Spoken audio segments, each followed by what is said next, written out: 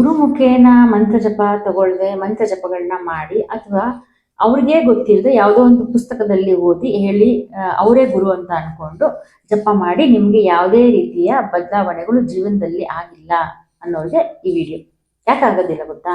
ಒಬ್ಬ ಗುರು ಮಂತ್ರವನ್ನ ನಿಮ್ಗೆ ಕೊಡ್ಬೇಕು ಅಂತಂದ್ರೆ ಆ ಗುರು ಆ ಮಂತ್ರವನ್ನ ಸಿದ್ಧಿ ಮಾಡ್ಕೊಂಡಿರ್ಬೇಕು.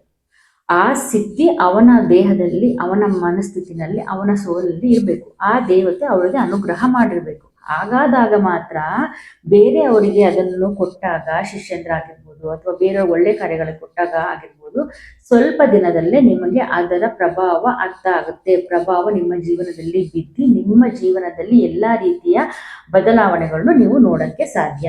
ಇಲ್ಲ ಅಂದ್ರೆ ಸಾಧ್ಯ ಇಲ್ಲ. ಅಂತಂದ್ರೆ ಮಂತ್ರ ಜಪ ತುಂಬಾ ದಿನದಿಂದ ಮಾಡ್ತಾ ಇದ್ದೀನಿ, ಆದ್ರೂ ಯಾವುದೇ ರೀತಿಯ ಚೇಂಜಸ್ ಆಗಿಲ್ಲ ಅಂತ ಅವರು ಮೆಸೇಜ್ ಹಾಕಿದ್ರು. ಇನ್ನೊಂದು 3 ಜನ ಫೋನ್ ಮಾಡಿದ್ರು.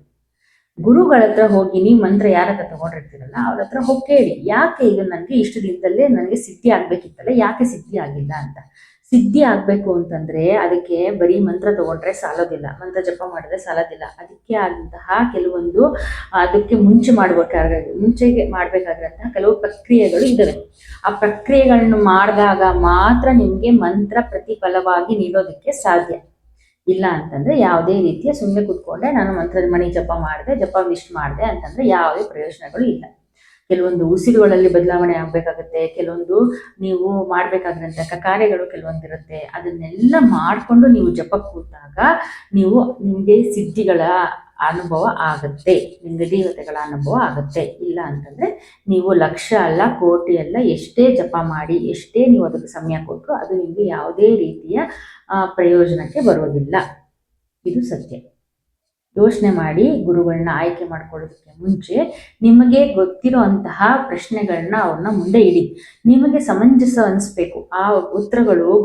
ಗುರುಗಳಿಗೆ ನೀವು ಯಾವ ಪ್ರಶ್ನೆಗಳನ್ನ ಕೇಳ್ತೀರಾ, ನೀವು ಗುರು ಅಂತ ಆಯ್ಕೆ ಮಾಡ್ಕೋಬೇಕಾದ್ರೆ ಆ ಗುರುವಿಗೆ ನೀವು ಪ್ರಶ್ನೆ ಕೇಳಿದಾಗ ನಿಮ್ಮ ಮನಸ್ಸಿಗೆ ಅದು ತೃಪ್ತಿಕರವಾದ ಉತ್ತರಗಳು ಬರಬೇಕು. ನಿಮಗೆ ಅವರು ಅರ್ಥ ಮಾಡಿಸುವಂತ ಶಕ್ತಿ ಅವ್ರಿಗೆ ಇರಬೇಕು. ಅದು ಯಾವುದೇ ತರಹದ ಪ್ರಶ್ನೆಗಳಾಗಿದ್ರು ಕೂಡ ಅವರು ಉತ್ತರ ಹೇಳೋದಕ್ಕೆ ತಯಾರಾಗಿದ್ದಾರೆ ಅಂತಂದ್ರೆ ಅವರು ಎಲ್ಲಾ ರೀತಿಯ ಸಾಧನೆಗಳನ್ನ ಅನುಭವಿಸಿ ಮಾಡಿದ್ದಾರೆ ಅಂತ ಅರ್ಥ.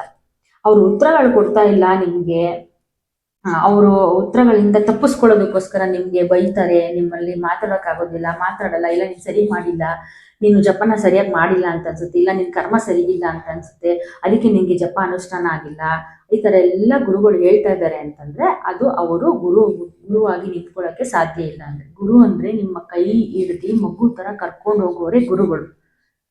ಯಾರು ನಿಮ್ಗೆ ಕೈ ಹಿಡ್ದು ಕರ್ಕೊಂಡು ಹೋಗೋಷ್ಟು ನಿಮ್ಗೆ ಕಾಂಟ್ಯಾಕ್ಟೇ ಸಿಗ್ತಾ ಇಲ್ಲ, ನಿಮ್ ಮಾತಾಡಕ್ಕೂ ಅವ್ರ ಕೈಲಿ ಆಗ್ತಾ ಇಲ್ಲ, ನಿಮ್ಮ ಗೊಂದಲಗಳನ್ನ ನೀಗ್ಸಕ್ ಆಗ್ತಾ ಇಲ್ಲ. ಸಾಧನೆ ಮಾಡ್ಬೇಕಾದ್ರೆ ಒಬ್ಬ ಮನುಷ್ಯನಿಗೆ ಏನೇ ಕರ್ಮಗಳಿದ್ರು ಅದನ್ನ ಸ್ಥಗಿತ ಮಾಡಿ ಸಾಧನೆಗೆ ಬರ್ತಾನೆ ಅಂತಂದ್ರೆ ಅದೆಲ್ಲ ನಶ್ವರಾಗಿ ಹೋಗುತ್ತೆ.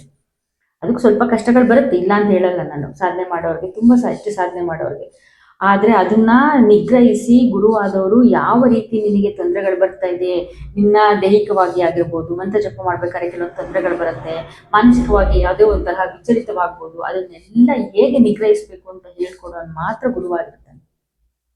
ಇಲ್ಲ ನಾನು ಎಲ್ಲೋ ನಿಂತ್ಕೋತೀನಿ, ಎಲ್ಲೋ ನನಗೆ ಆನ್ಲೈನಲ್ಲಿ ಕೊಡ್ತೀನಿ, ಆನ್ಲೈನಿಂದ ನನಗೆ ಕರೆ ಮಾಡೋಕ್ಕಾಗಲ್ಲ, ಒಂದ್ಸಲ ಯಾರೇ ನೀನು ಜಪ ಮಾಡ್ಕೊಂಡು ಹೋಗ್ಬೇಕು ನೀನು ಸಾಯೋವರೆಗೂ, ಅದು ಗುರು ಅಲ್ಲ. ನೀವು ಗುರುಮುಖೇನ ಮಂತ್ರ ತಗೊಂಡಿಲ್ಲ ಅಂತಾನೆ ಅರ್ಥ. ದಯವಿಟ್ಟು ಈ ತರ ಮಾಡೋರು, ಗುರು ಆಗಿ ನಿಂತ್ಕೋತೀನಿ ಅನ್ನೋರು ಶಿಷ್ಯಂದ್ರನ್ನ ಕೈ ಬಿಡಬೇಡಿ.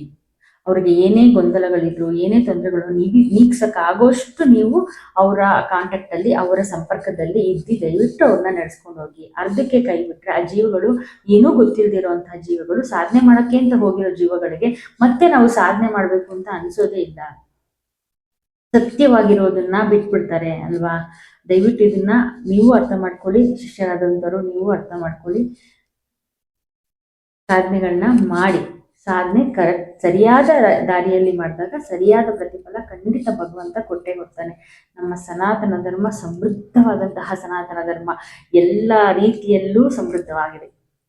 ಮಂತ್ರ ಜಪಗಳನ್ನ ಮಾಡಿ ನಿಮ್ಮ ಜೀವನವನ್ನು ನೀವೇ ನಿಮ್ಮ ಕೈಯಾರ ನಿಮ್ಮ ಮುಂದೆನೆ ಸರಿ ಮಾಡ್ಕೊಳ್ಳಿ.